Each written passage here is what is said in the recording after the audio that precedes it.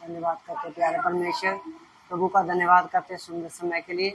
आज लोग बहुत से मंदिरों में जाते हैं, बहुत से चर्चों में जाते हैं, बहुत से जगहों पर जाते हैं, लेकिन उनको मालूम नहीं कि असली मंदिर कहाँ पे है और कौन है वो असली मंदिर, उसका पर्टिकुलर प्लेस का, ईश्वर का रहने का सही स्थान क्या है।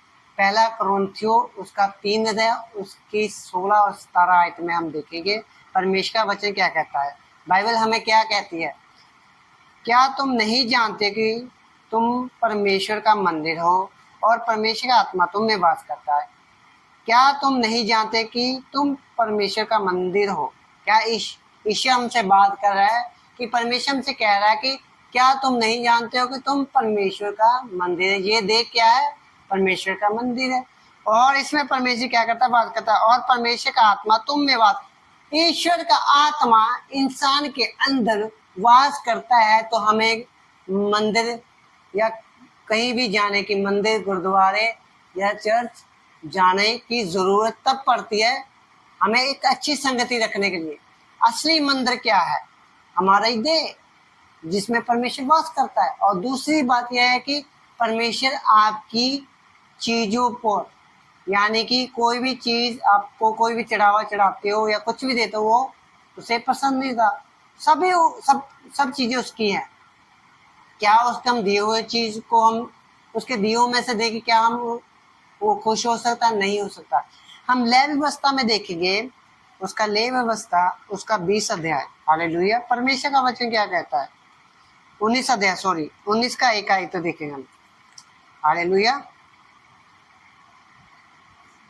उसकी 4 आयत में, लय व्यवस्था 19 अध्याय उसकी 4 आयत में परमेश्वर क्या कहता है, तुम मूर्ति की ओर ना फिरना और ना देवताओं की प्रतिमा ढालकर बना लेना, मैं तुम्हारा परमेश्वर हूँ। हालेलुया। परमेश्वर का तुम मूर्तियों की ओर ना फिरना, यानी कि जो भी इंसान मूर्ति में उसकी ओर मन नहीं लगाना, और देवताओं की प्रतिमा यानी देवताओं की मूर्ति ढालकर ना बना लेना, मैं तुम्हारा परमेश्वर जो कहना, मैं तुम्हारा परमेश्वर जीवित हूँ।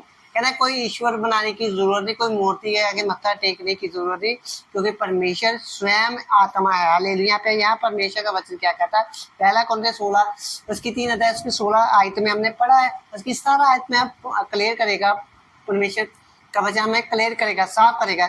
यदि कोई परमेश्वर के मंदिर को नष्ट करेगा तो परमेश्वर उसे नष्ट करेगा, क्योंकि परमेश्वर का मंदिर पवित्र वह तुम हो।